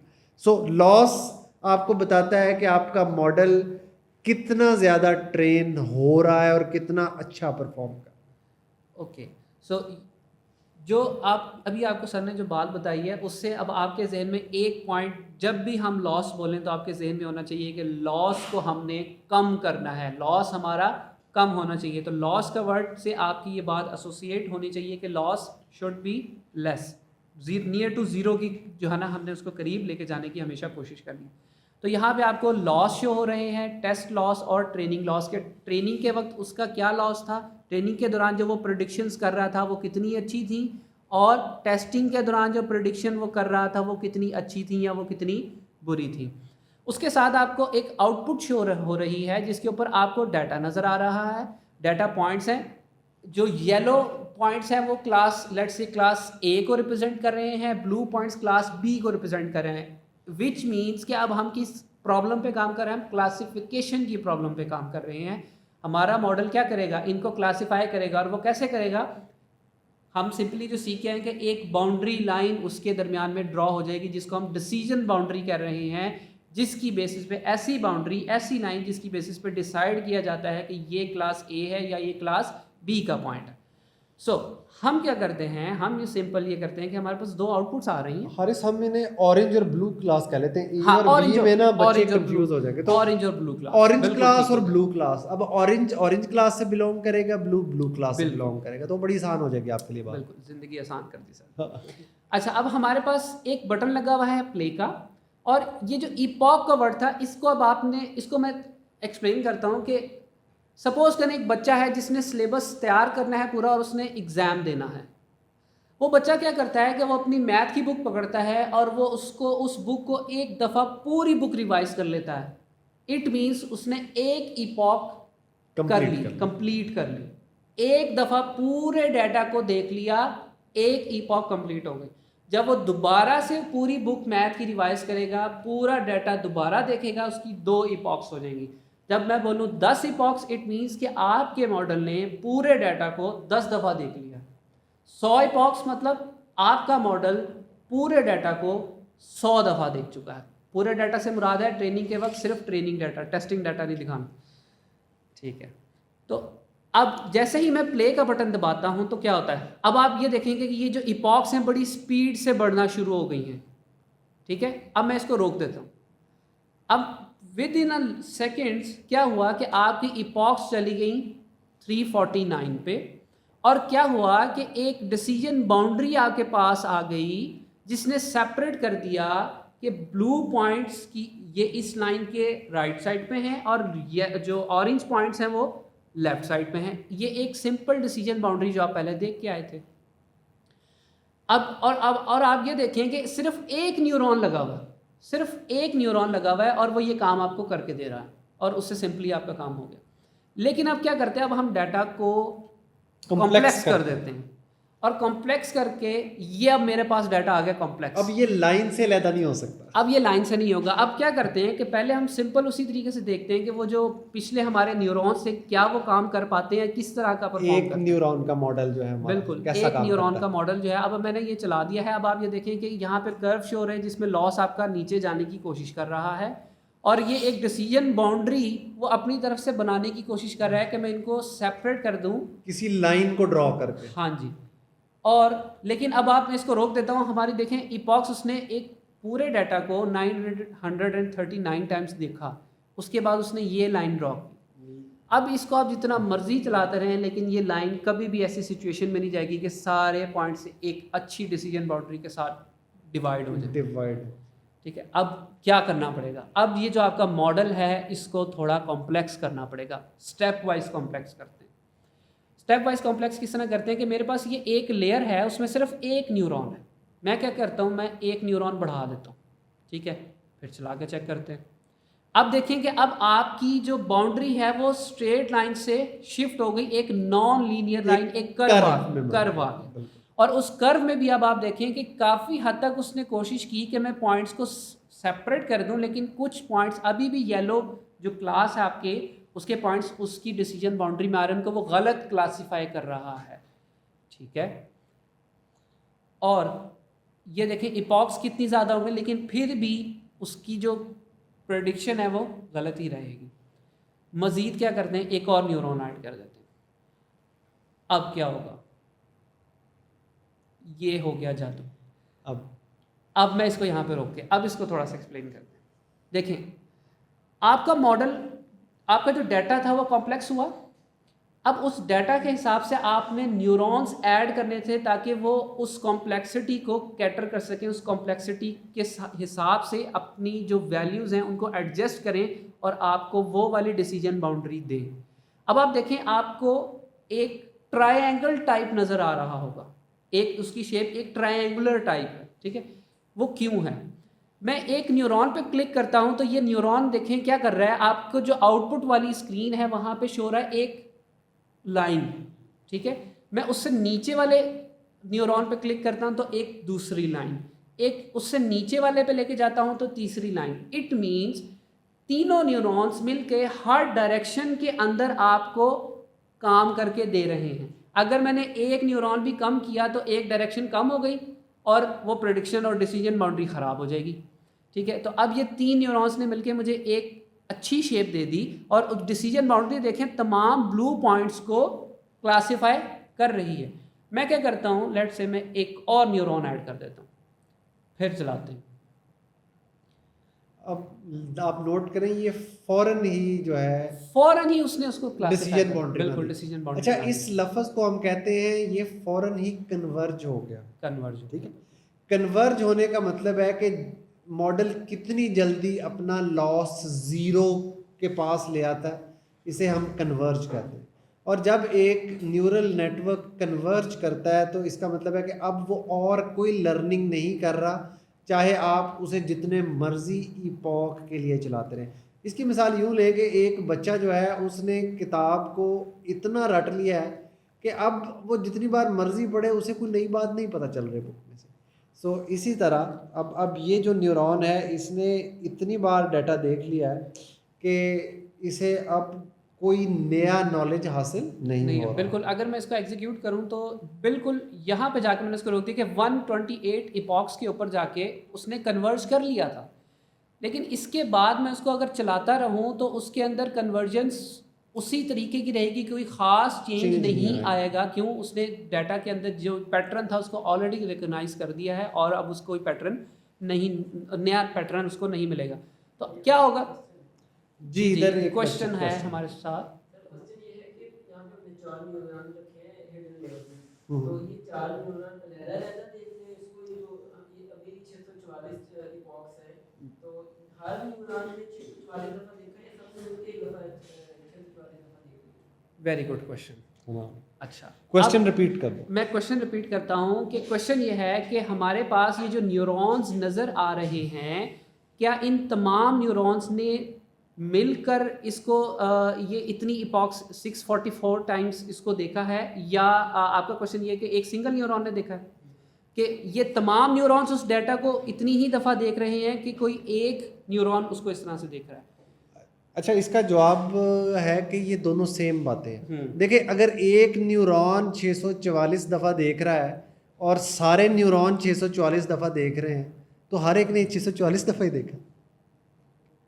Does it make sense? कि ये पूरी लेयर थी एक, ठीक है, न्यूरॉन्स की।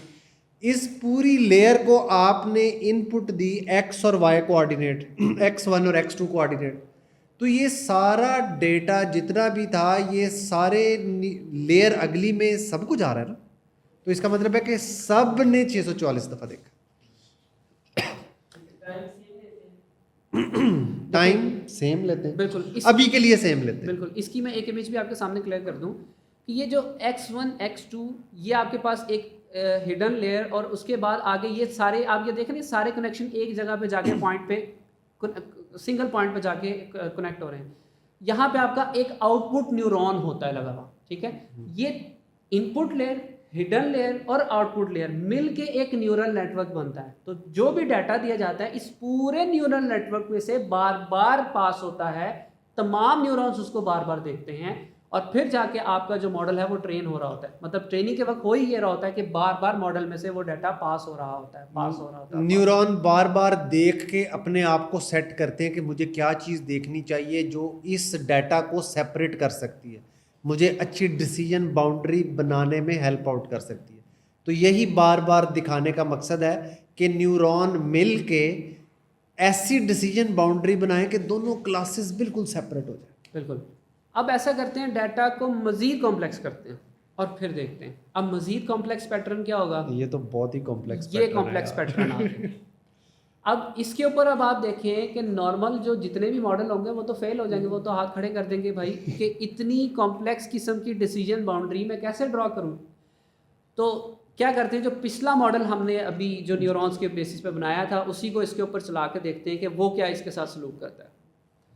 तो अब आप ये देख रहे हैं कि उसके अंदर जो शिफ्टिंग है वो तो हो रही है, लेकिन कोई ख़ास डिसीजन बाउंड्री आपके सामने शो ही नहीं हो रही, विच मीन्स के मॉडल फेल हो गया। ये वाला मॉडल फेल है Fail हो गया। क्योंकि ये बहुत सिंपल है, ठीक है। इसे कॉम्प्लेक्स करने की ज़रूरत है। अब क्या करते हैं, मैं इसमें एक और न्यूरॉन ऐड करता हूँ, फिर चला के चेक करते हैं। तो इसका मतलब है कि अब एक मज़ीद न्यूरॉन ऐड करने से भी कोई ख़ास फ़र्क नहीं पड़ रहा, विच मीन्स कि अब मुझे एक और लेयर ऐड करने की तरफ जाना चाहिए कि अब मैं एक पूरी न्यू लेयर ऐड करता हूँ। मैंने लेयर ऐड पे क्लिक किया, ये मेरे पास अब एक हिडन लेयर ये हो गई और दूसरी हिडन लेयर ये हो गई। वहाँ पे अभी मेरे पास 2 न्यूरॉन्स हैं। चलें जनाब, इस पे एग्जीक्यूट करना स्टार्ट कर देते हैं। आई होप कि हमारी स्क्रीन शेयर ही है, ठीक है। अब आप ये देखें कि वो डिफरेंट किस्म की बाउंड्रीज़ को बनाने की कोशिश कर रहा है। जैसे जैसे वो डाटा को देखता जा रहा है, उसकी इपॉक्स बढ़ती जा रही हैं, उसकी जो डिसीजन बाउंड्री है वो चेंज होती जा रही है। जब भी वो डाटा को देखता है वो पैटर्न रिकग्नाइज करने की कोशिश करता है। मैंने इसको रोक दिया। 1332 टाइम्स उसने उसको देखा डाटा को, और उसके बाद उसने ये डिसीजन बाउंड्री बनाई कि कुछ पॉइंट्स बड़ी मुश्किल से उसकी बाउंड्री में आए, लेकिन कुछ पॉइंट्स यहाँ पे देखें कि गलत क्लासीफाई हो रहे हैं, डिसीजन बाउंड्री उसकी नहीं बनी। इट मीन्स कि अब हम क्या करते हैं कि हम इसके अंदर न्यूरॉन्स, 2 न्यूरॉन्स मैंने इसमें ऐड कर दिए। अब इसको चलाते हैं दोबारा। ओके, अभी भी वो कोशिश कर रहा है डिफरेंट डिसीजन बाउंड्री, लेकिन अभी भी देखें कि अब मुझे ये लगता है कि पहले से भी ख़राब डिसीजन बाउंड्री हुई है, ठीक है। तो क्या करते हैं कि अब इसकी जो प्रीवियस लेयर है, प्रीवियस हिडन लेयर है, इसके अंदर मैं न्यूरॉन्स ऐड करता हूँ, ठीक है, और फिर चलाते हैं।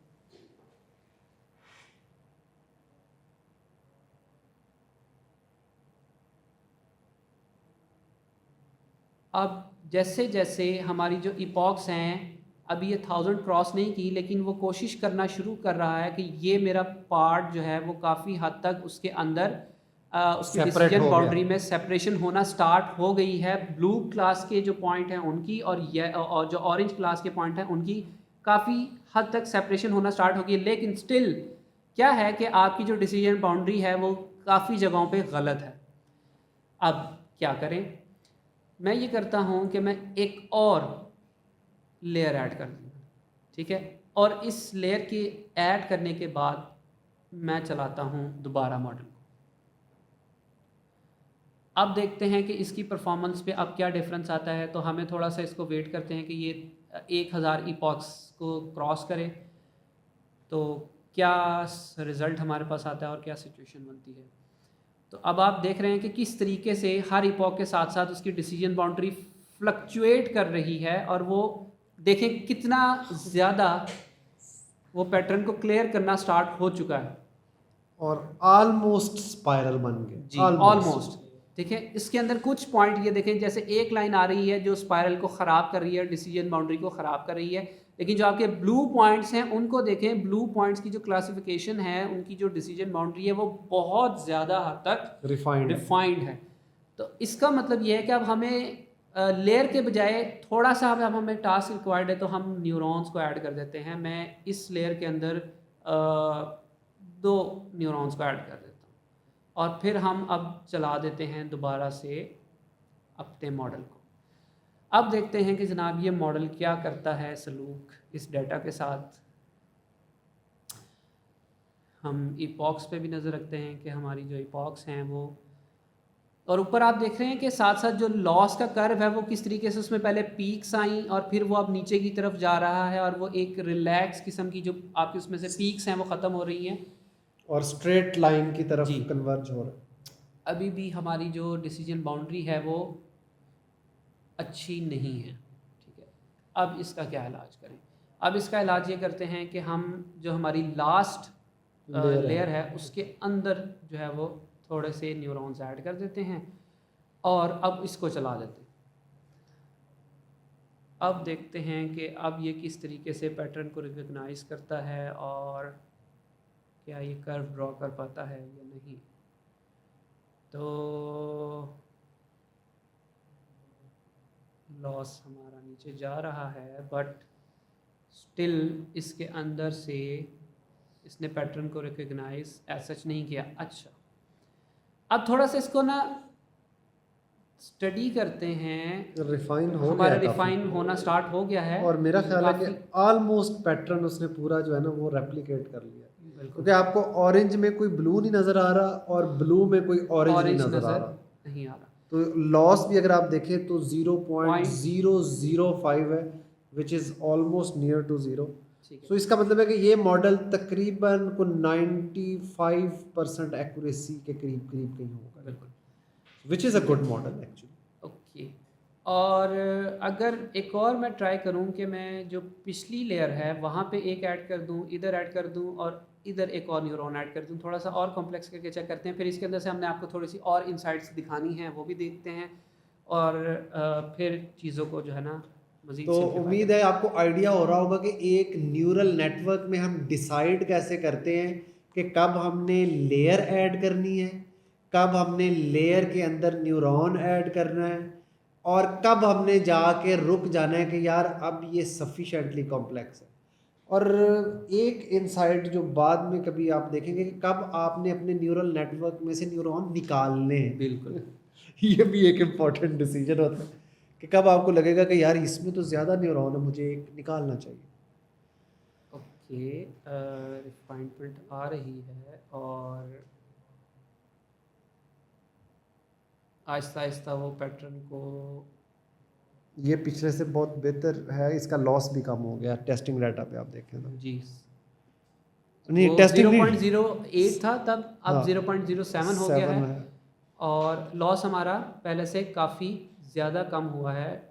और अब आप देख सकते हैं क्लियरली कि अब आपका जो ऑरेंज पॉइंट्स हैं सारे वो ऑरेंज वाली डिसीजन बाउंड्री में हैं और येलो जो ब्लू वाले पॉइंट्स हैं वो ब्लू वाली डिसीजन बाउंड्री में है। ये वाला मज़ीद रिफ़ाइन हो सकता है, मैं आपको ये बता दूं, ये बिल्कुल एक्यूरेटली रिफ़ाइन हो सकता है, ये मैं आपको बता दूं। ओके, अब जो आपके साथ हम बात कर रहे थे ना इनसाइट्स आपको देनी है, वो इनसाइट्स क्या देनी है। सबसे पहली जो लेयर है उसके ऊपर आते हैं। इस लेयर के अंदर आप देखें कि जैसे जैसे मैं एक न्यूरॉन पे क्लिक करूंगा तो वो मुझे आउटपुट के अंदर ये शो हो रहा होगा कि वो न्यूरॉन मेरी आउटपुट पे क्या इफ़ेक्ट डाल रहा है, वो क्या रोल प्ले कर रहा है मेरी आउटपुट के लिए। तो जब मैं इस पे आता हूँ तो देखें एक स्ट्रेट डिसीजन बाउंड्री आ रही है, स्ट्रेट डिसीजन बाउंड्री आ रही है, बिल्कुल स्ट्रेट है, ये भी स्ट्रेट डिसीजन बाउंड्री है, ये भी स्ट्रेट है, ये भी स्ट्रेट है, ये भी स्ट्रेट है और ये भी स्ट्रेट है। इट मीन्स कि हमारे पास जो फर्स्ट लेयर है इसके अंदर सिर्फ स्ट्रेट लीनियरली आपकी जो डिसीजन बाउंड्रीज हैं वो आ रही हैं, विच मीन्स कि वो जो स्ट्रेट लाइन क्या करती है, जो आसान फीचर्स होते हैं ना, आसान पैटर्न्स होते हैं, उनको रिकग्नाइज कर सकती है। इसका मतलब ये हुआ कि हमारी जो फर्स्ट लेयर है उसके अंदर वो फीचर्स निकलते हैं जो आसान होते हैं और छोटे फीचर्स होते हैं, ठीक है, जिनको आप कहते हैं कि एक मोटे मोटे फीचर्स निकाल देना कि ये स्ट्रेट लाइन है, ये स्ट्रेट लाइन है, ये स्ट्रेट लाइन है, ये स्ट्रेट लाइन है। स्ट्रेट लाइन डायगोनल भी हो सकती है, वर्टिकल भी हो Vertical भी हो सकती है, सकती है। हॉरिजेंटल भी हो सकती है, एक डिफरेंट एंगल पे भी हो सकती है। तो जो आपकी फर्स्ट लेयर है वो लाइंस आइडेंटिफाई करती है कि आपकी ओवरऑल जो पैटर्न है उसको अगर मैं लाइन से सेपरेट करना चाहूँ तो कैसे कर सकता हूँ। और दूसरी बात ये है, आप नोट करें हर न्यूरॉन जो है, सारे न्यूरॉन एक ही लेयर के दिखाए हैं हमने, लेकिन आपने ये नोट किया कि हर न्यूरॉन एक डिफरेंट लाइन ड्रॉ कर रहा है, ठीक है। तो ये इम्पॉर्टेंट लेसन सीखने का ये है कि एक लेयर के अंदर जितने भी न्यूरॉन्स हैं हर न्यूरॉन एक डिफरेंट फीचर आइडेंटिफाई कर रहा होता है, हालांकि डाटा सबको सेम मिल रहा है, ठीक है। तो ये न्यूरॉन्स की खूबसूरती है कि बेशक वो सारे न्यूरॉन्स एक ही लेयर में हैं, लेकिन जब आप उनको ट्रेन करते हैं तो हर न्यूरॉन एक डिफरेंट चीज़, एक डिफरेंट पैटर्न अंडरस्टैंड कर रहा है। ठीक है, एक्चुअली मुझसे क्लिक हो गया था एक न्यूरॉन के ऊपर, तो मुझे दोबारा से उसको ट्रेन करना पड़ रहा है। सो ठीक है, अब ओके, जो हम आपको इंसाइट दे रहे थे वो ये थे कि पहली लेयर, अब आपके सामने एक बात आ गई कि फर्स्ट लेयर आपकी जो आसान फीचर्स हैं उनको सेपरेट कर देगी, उसके ऊपर काम करेगी। अब उससे अगली लेयर देखें क्या कर रही है। अब इस न्यूरॉन पे मैंने क्लिक किया तो अब इसका जो पैटर्न है, इसकी जो डिसीजन बाउंड्री है वो देखें नॉन लीनियर है, एक random pattern, complex pattern, complex सा पैटर्न है ये, दूसरा- बहुत सारी लाइनों से उसने सीखा है ये दूसरा देखें, तीसरा न्यूरॉन देखें, ठीक है, फोर्थ न्यूरॉन, ठीक है, फिफ्थ न्यूरॉन, सिक्स्थ न्यूरॉन। हर न्यूरॉन डिफरेंट टाइप की डिसीजन बाउंड्री के लिए अपना जो रोल है वो प्ले कर रहा है। बट अब जब लेयर, हम अगली लेयर में आ गए तो वो अब सिंपल नहीं रहा, वो कॉम्प्लेक्स हो गया है। इसका मतलब है कि अगर हम अगली लेयर में जाएं तो वो उससे भी कॉम्प्लेक्स होने चाहिए, और वो हमें नज़र भी आ रहे हैं कि वो उससे भी कॉम्प्लेक्स किस्म के जो डिसीजन बाउंड्रीज़ हैं उसको इम्प्लीमेंट करने के लिए जो है वो कोशिश कर रहा है। तो इसके ऊपर मैं ये करता हूँ कि मैं थोड़ा सा इसको छोटा कर देता हूँ ताकि वो बेचारा जो एक्स्ट्रा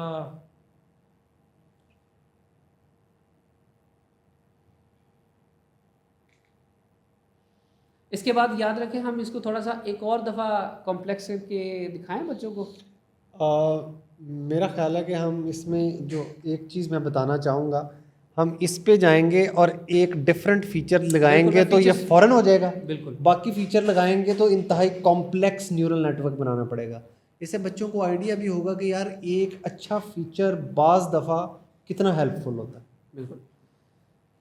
ओके, तो आई थिंक न्यूरॉन कम करने से मुझे ज़्यादा फ़ायदा हो रहा है।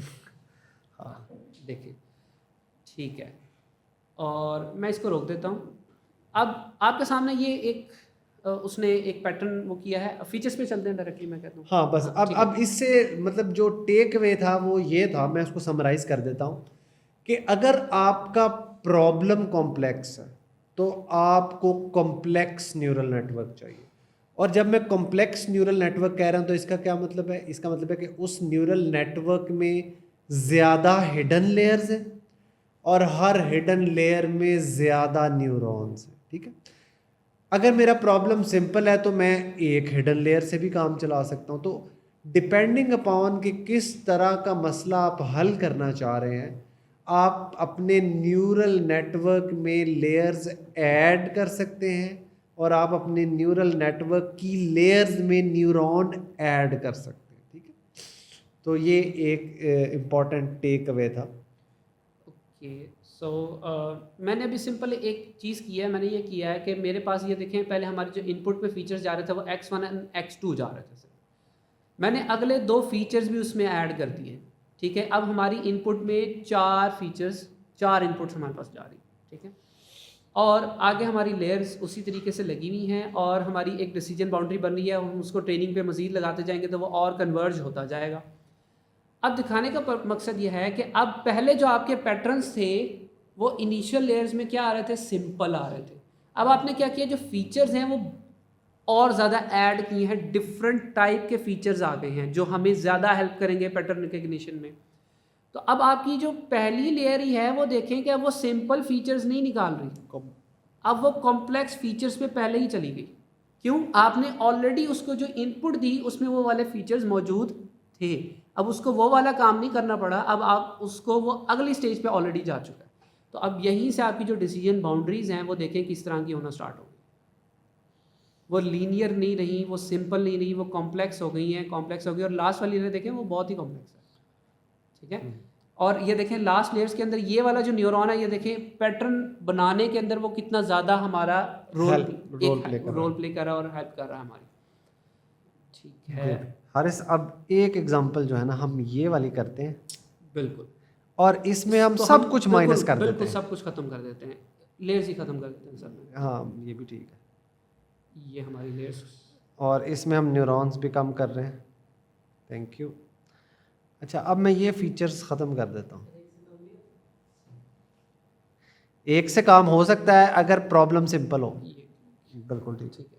अच्छा, अब ये डेटा सेट जो है ये प्रॉब्लम जो है कितना कॉम्प्लेक्स है। तो इसका मतलब है कि अगर आप इसे ये 2 फीचर्स देंगे तो आपको एक काफ़ी कॉम्प्लेक्स न्यूरल नेटवर्क बनाना पड़ेगा। हारिस ज़रा 1-2 लेयर का न्यूरल नेटवर्क बना के हम क्लासीफाई करके देखें इसे। ये एक न्यूरॉन आ गया और ये मैं कहता हूँ इसमें एक ही रखते हैं अभी चलें। और पीछे हमारी। चलें अब ट्राई करें इन 2 फीचर्स के साथ। अब हम इन 2 फीचर्स के साथ कोशिश करते हैं कि हमारा जो न्यूरल नेटवर्क है वो क्लासिफाई कर ले कि 2 क्लासेस हैं। अब यहाँ पे एक बड़ी ख़ूबसूरत सी चीज़ आपके सामने शो हो रही है, वो ये कि आपका जो न्यूरल नेटवर्क है उसमें 2 फीचर्स जा रहे थे, 2 स्ट्रेट बाउंड्रीज जा रही थी, एक हॉरिजॉन्टल थी, एक वर्टिकल थी।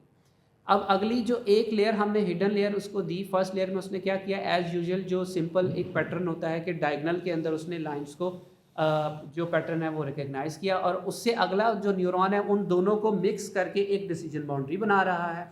अब उस डिसीजन बाउंड्री में ये हो रहा है कि वो ऊपर वाला जो एक पोर्शन है डाटा का चंक, उसको तो उसने रिकग्नाइज कर दिया, लेकिन एक पूरा चंक उसने बिल्कुल ही इग्नोर कर दिया, उसको वो देख ही नहीं पा रहा।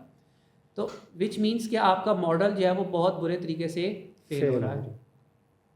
अब हम इसको एक डिफरेंट फीचर अभी दें या इसको कॉम्प्लेक्स कर लें? इसको कॉम्प्लेक्स करके थोड़ा सा दें। चलें इसको कॉम्प्लेक्स। ठीक है, इसको इसके अंदर मैं 4 न्यूरॉन्स ऐड कर देता हूँ इधर और इधर 2 न्यूरॉन्स ऐड कर देता हूँ। Let's see. ओके, वाह, ये तो बड़े आराम से बन गया, ज़बरदस्त। और ये देखें कि उसने अब हमें रिक्वायरमेंट क्या थी, हमारी रिक्वायरमेंट ये थी कि हमें मल्टीपल डायरेक्शंस की डिसीजन बाउंड्रीज चाहिए थी, लेकिन इससे पहले जब हमने सिर्फ 2 न्यूरॉन्स रखे हुए थे तो हमें सिर्फ 2 डायरेक्शंस में वो मिल रही थी और हमारा न्यूरॉन उसके ऊपर काम कर रहा था। लेकिन अब मैंने न्यूरॉन भी 2 कर दिए, जो हमारी सेकंड हिडन लेयर है, और पीछे जो फर्स्ट हिडन लेयर है उसके अंदर भी हमारे न्यूरॉन ज़्यादा हो गए, तो उसको जो डिसीजन बाउंड्रीज़ की मल्टीपल डायगनल्स हैं वो भी मिल गए, और जो कॉम्प्लेक्स उसने जो फीचर्स आगे अगले न्यूरॉन्स ने जाके बनाने थे वो भी वहाँ पे काम हो रहा है, तो वो मॉडल फ़ौरन ही कन्वर्ज हो गया। मैं एक न्यूरॉन अगर कम कर दूँ तो फिर ये क्या करेगा, इसने उसके ऊपर भी देखें काम करना तो स्टार्ट कर दिया, बट यहाँ पे आपको ब्लू पॉइंट्स कुछ नज़र आ रहे हैं जो ऑरेंज वाली डिसीजन बाउंड्री के अंदर मौजूद हैं, जो कि काम नहीं करेंगे। लेकिन जैसे ही एक न्यूरॉन ऐड करते हैं वो फ़ौरन ही मॉडल आपका कन्वर्ज होना स्टार्ट होगा और आपकी जो डिसीजन बाउंड्री वो ठीक हो जाएगी। ये देखें, जस्ट 295 एपॉक्स लगी उसको और उसने उसको कर लिया।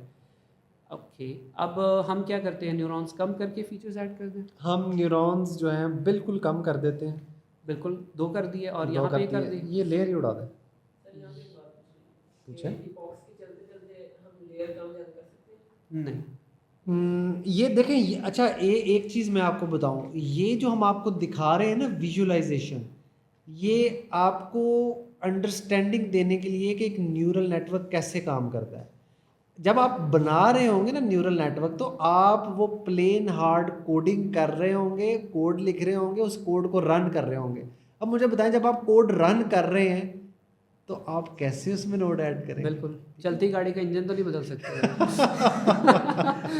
बहुत खूबसूरत एग्जाम्पल लेकिन ये बहुत अच्छा सवाल। ओके, तो अब हम क्या करना, दिखाना क्या चाह रहे हैं, दिखाना ये चाह रहे हैं कि अब आपकी लेयर एक ही है, न्यूरॉन्स कम ही हैं, लेकिन आपके जो फीचर्स हैं ना, नीचे वाला ऐड कर दो बस एक ही। नीचे वाला फीचर एक अच्छा फीचर जो है ना, मैं आपको बताता हूँ, एक अच्छा हाँ, फीचर जो है ना आपका मसला बिल्कुल ये सॉल्व add कर कर देता है। ये ख़त्म कर दे, ये ऐड ये कर, वाला ऐड कर, बिल्कुल ये वाला ऐड कर। ओके। और अब इसको स्टार्ट करते हैं। ये मॉडल देखें, 50th इपॉक में मैं बिल्कुल converge दोबारा से होगा। स्टार्ट करता हूँ, जैसे ही वो कन्वर्ज होगा ना, मैं ये 40 पॉक्स पे। क्यों? अब मज़े की बात ये है कि मैं ये न्यूरॉन भी अगर ख़त्म कर दूँ ना तो भी ये क्लासीफाई हो जाएगा। ये अब उससे भी कम लगी कि मैं उसको रोक भी नहीं पाया। ये है एक अच्छे फीचर की पावर, ठीक है, कि एक अच्छा फीचर अगर वो मॉडल को हेल्प करता है डिसीजन बाउंड्री बनाने में, तो आपका इंतहाई सिंपल मॉडल भी एक मुश्किल मसला हल कर सकता है। लेकिन अगर आपके फीचर रेलेवेंट नहीं है तो आप 3, 4, 5 लेयर्स और पता नहीं कितने न्यूरॉन्स ऐड करेंगे, फिर जाके आपका मॉडल जो है वो काम करेगा। तो ये एक इनसाइट बड़ी ज़रूरी है कि एक अच्छा फीचर जो है उसकी कितनी ज़्यादा इम्पोर्टेंस है, ये इस जगह से देख के आपको बड़ा अच्छा आइडिया हो सकता है। बिल्कुल। इसको अगर हम रियल लाइफ पे अगर मैप करके देखें ना, तो अगर आप एक ऐसा मॉडल बना रहे हैं जो एक इंसान की पिक्चर देखे और आइडेंटिफाई कर दे कि ये इंसान कौन है, ठीक है, ये पर्सनालिटी कौन है, अगर फेमस बंदों की बात करें। लेकिन आप क्या करते हैं, जो आप डाटा देते हैं ना, उसमें आप उनकी आइज़, उनकी नोज़, उनकी आईब्रोज, उनका जो फेस है ना, वो ब्लरी सा कर देते हैं। अब मॉडल ने क्या देखना है, मॉडल ने हर इंसान की जो फीचर्स होते हैं, जो उनको डिस्टिंग्विश करते हैं दूसरे इंसान से, फ़र्क करते हैं, वो क्या है, उनके बाल हैं, उनकी आंखें हैं, उनकी नोज़ किस तरीके की है, उनका फेस है, उनकी मुस्टैश है कि नहीं है, मूंछें रखी हुई हैं कि नहीं रखी हुई, होंठ कैसे हैं, आपकी जो चीक्स हैं वो कैसे हैं। इन फेस के फीचर्स के बेसिस पे वो मॉडल काम करेगा। अब आप मॉडल को जो फीचर्स दे रहे हैं वो ऐसे हैं कि फेस ही ब्लरी है। मॉडल के लिए कितना मुश्किल हो जाएगा कि एक ऐसी सिचुएशन पे पहुंचना, एक ऐसी डिसीजन बाउंड्री बनाना कि ये बंदे की अगर आइज़ बड़ी हैं, देखें अगर आप क्लियर इमेज देंगे तो क्या होगा, उसको क्लियरली पता चलेगा कि जो लेडीज़ होंगी उनकी आइज़ बड़ी, गोल, और उनके एक पैटर्न होता है, उनकी आईब्रोज एक शार्प लाइन में होती हैं, और फेस फीचर्स डिफरेंट होते हैं। जो मेल होंगे उनके फेस फीचर्स डिफरेंट होंगे। तो अगर आप क्लियर इमेजेस देंगे, अच्छी इमेजेस देंगे जिनमें क्लियरली आपकी आइज़, आपकी नोज़, आपके फेस फीचर्स उसमें विजिबल होंगे, तो मॉडल आपका अच्छा परफॉर्म करेगा। वही मॉडल को आप ट्रेनिंग के लिए क्या करें कि इमेजेस कर दें ब्लरी और वो दें ट्रेनिंग के लिए, तो वो मॉडल के रिजल्ट्स ख़राब हो जाएंगे। क्यों? वो पैटर्न्स को ही आइडेंटिफाई नहीं कर पाएगा। ये एक बात थी कि जो आपके फीचर्स हैं वो इतना ज़्यादा मैटर करते हैं कि आपकी मॉडल की, देखें फीचर आपका अच्छा था, आपका मॉडल कॉम्प्लेक्स नहीं हुआ, ठीक है, आपको उस पर ज़्यादा मेहनत नहीं करनी पड़ी। दूसरा, आपकी जो ट्रेनिंग टाइम है, ट्रेनिंग कितनी कम हो गई, फ़ौरन ही वो ट्रेन हो गया, तो आपकी जो कॉस्ट है वो भी बच गई, आपका जो परफॉर्मेंस है वो भी अच्छी आई। गुड हारिस, मेरा ख्याल टाइम I बहुत think ज़्यादा हो गया, बहुत ज़्यादा हो गया। 9:15 हो गए जी। ओके, क्वेश्चन ये है कि एमएल के एल्गोरिदम की एक्यूरेसी अगर 100% होती थी तो वो हम कह रहे थे कि अच्छी बात नहीं है, और इन एल्गोरिदम में अगर एक्यूरेसी 100% है तो वो एक अच्छी बात है। इसका जवाब ये है कि नहीं। 100% एक्यूरेसी आपको प्लेग्राउंड में इसलिए नज़र आ रही है कि आपका डाटा एक बड़ा स्पेसिफिक है जो आपको विजुलाइज करने के लिए बनाया गया है। जब आपके पास रियल वर्ल्ड प्रॉब्लम होगा ना, तो आपकी एक्यूरेसी 100% नहीं आएगी। नहीं है बिल्कुल। और अगर 100% आ रही है ट्रेनिंग डाटा पे, तो टेस्ट डाटा पे नहीं आएगी, ठीक है। तो 100% एक्यूरेसी ऑन ट्रेनिंग डाटा पे हम नतीजा तब निकाल सकते हैं जब हमें पता हो कि टेस्ट डाटा पे एक्यूरेसी कितनी आ रही है। बिल्कुल, और इसीलिए इवैल्यूएशन मैट्रिक्स जो है वो आप लोगों को पढ़ाए हैं, कन्फ्यूजन मैट्रिक्स पढ़ाया है कि वो जब मॉडल क्लासिफिकेशन कर लेगा तो उसका कन्फ्यूजन मैट्रिक्स तो ज़रा ड्रॉ करके चेक करेंगे कि कितनी वैल्यूज़ ट्रू पॉजिटिव हैं, कितनी वैल्यू ट्रू नेगेटिव हैं। ये सारी चीज़ें उस स्टेज पे आपके जाके साथ काम आएंगी। सो आज का हमारा ये टॉपिक जो है वो हम यहाँ पे कंक्लूड करते हैं कि हमने आपको एक बड़ा डिटेल्ड तरीके से न्यूरल नेटवर्क जो है वो काम करता हुआ दिखा दिया है, और ये भी आपको एक हाईलाइट मिल गई होगी कि हमने जो आगे जाके काम करने हैं वो किस किस्म के होंगे। तो अब हमारा जो क्विज़ है, क्विज़ का टाइम हो गया है कि अब क्विज़, अगर वकास भाई हमें सुन रहे हैं तो क्विज़ हमारा लिंक में आ चुका है। सो